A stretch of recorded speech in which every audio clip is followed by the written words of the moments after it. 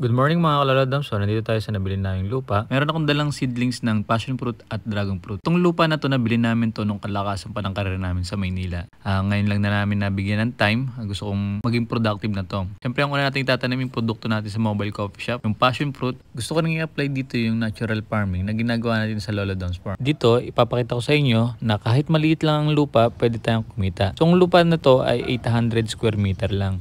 Pero itatry natin maging productive to gamit ang natural farming.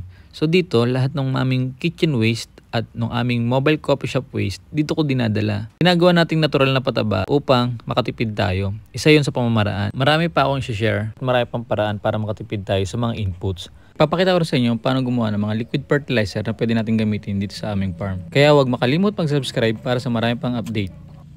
Nakita nyo yung mga bulati natin ang tataba. Isa yan sa mga sign na ang ating lupa ay healthy. Yun lang. Salamat!